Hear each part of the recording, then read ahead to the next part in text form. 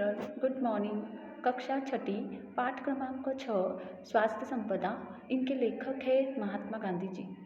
प्रस्तुत पत्र में यह बताया गया है कि खुली हवा में नियमित रूप से व्यायाम तथा समय पर किया गया संतुलित भोजन ही जीवन का या स्वस्थ जीवन की पूंजी है।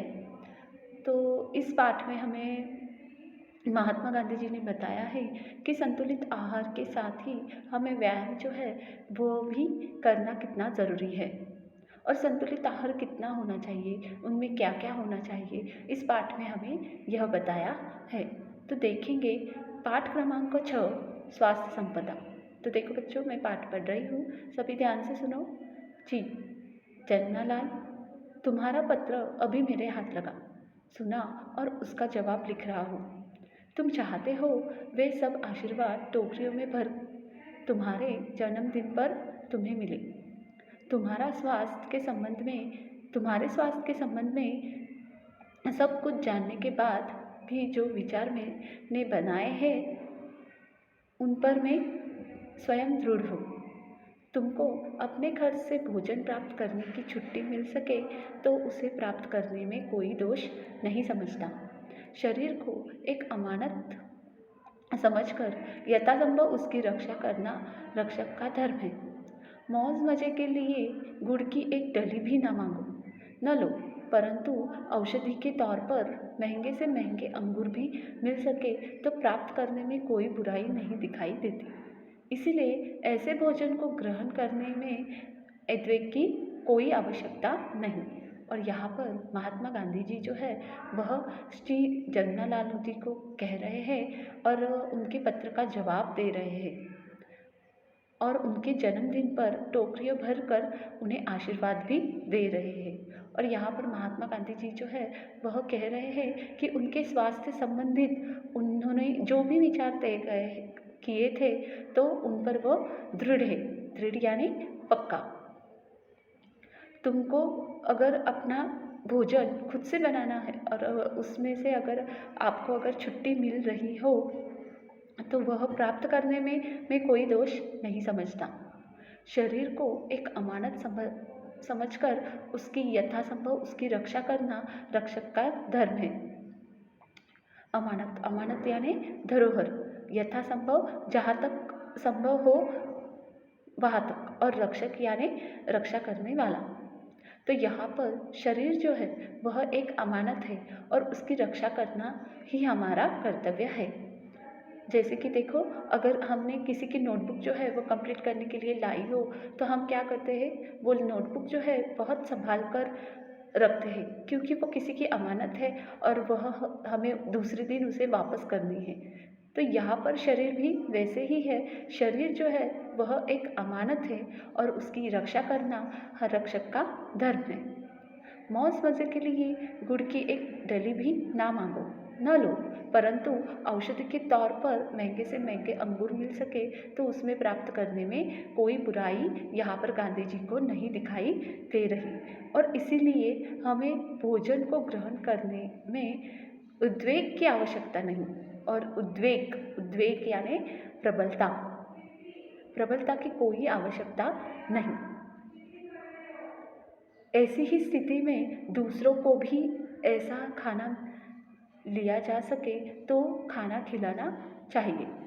मेरी दृष्टि में जितने गेहूँ मिलते हैं उतने खाने की ज़रूरत नहीं। गुड़ को बिल्कुल ही छोड़ देना उचित मानता हूँ। तुम्हारे शरीर को गुड़ की ज़रा भी आवश्यकता नहीं। इसके बदले निर्दोष शुद्ध शहद लेना अधिक अच्छा है।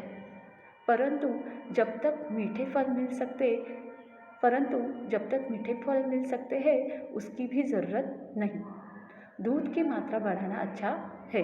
तो यहाँ पर देखो, गांधी जी कह रहे हैं कि मेरी दृष्टि से अगर तुम्हारे खाने में गेहूँ मिलते हैं तो उतने खाने की ज़रूरत नहीं।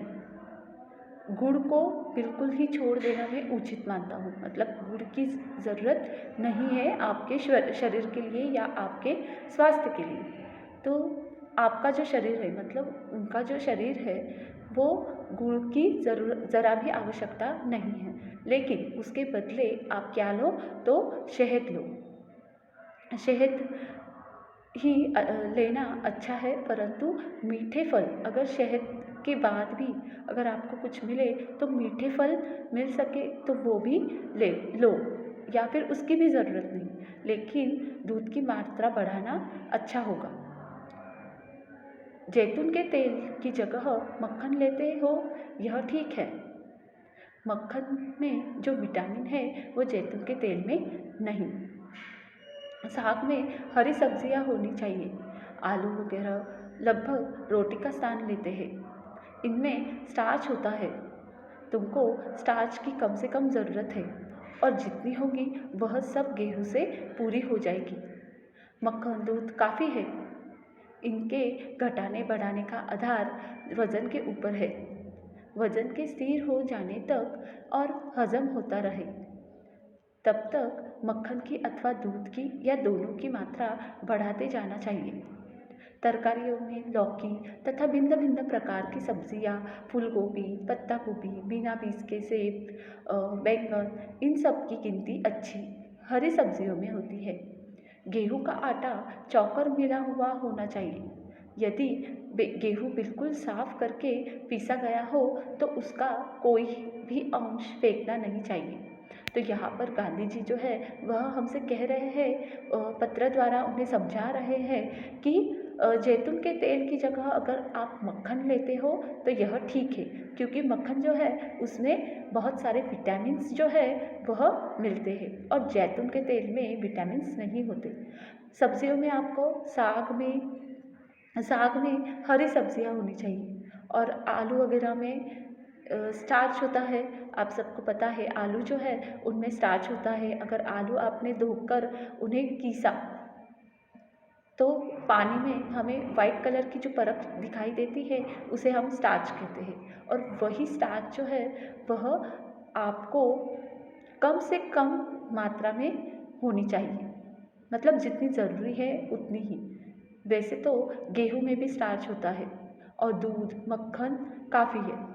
इसके घटाने बढ़ाने का आधार वजन के ऊपर है, और वज़न जो है वह दूध लेना चाहिए या नहीं लेना चाहिए, मक्खन लेना चाहिए या नहीं लेना चाहिए, ये वज़न के ऊपर है। अगर आपका वज़न स्थिर हो और हजम होता रहे तो तब तक मक्खन की अथवा दूध की या दोनों की मात्रा बढ़ानी चाहिए। और अगर आपका वज़न जो है वह कम ज़्यादा होने लगा तो दूध की या मक्खन की मात्रा जो है वह कम करनी चाहिए। और तरकारियों में भिन्न भिन्न सब्जियां जो है, जैसे कि फूल गोभी, पत्ता गोभी, बिना बीज के सेब, बैंगन, मतलब हरी सब्जियां जो है वह हमारी आहार में होनी चाहिए। यहाँ पर अगर गेहूं का आटा चोकर यानी कि पिसे हुए अन्न को चलाने पर बचे हुए छिलके होते हैं वह उसे हम चोकर कहते हैं। अगर वो मिले हुए हो तो अच्छी बात है। गेहूं अगर बिल्कुल साफ करके पीसा गया हो तो उसका कोई भी अंश हमें यहाँ पर फेंकना नहीं चाहिए। तो यहाँ पर गांधी जी ने हमें बताया है कि हमें स्वास्थ्य में या भोजन में, संतुलित भोजन में हमें कौन कौन सी चीज़ें खानी चाहिए और कौन सी चीज़ें हमें छोड़नी चाहिए या नहीं खानी चाहिए। तो यहाँ पर हमें बताया गया है कि संतुलित भोजन कैसे होता है, मतलब हमें हरी सब्जियाँ खानी है, मक्खन खाना है क्योंकि मक्खन में विटामिन्स होते हैं, आलू वगैरह जैसे सब्जी है वह खानी है, और गेहूं का आटा जो है वो भी हमें हमारे भोजन में लेना है।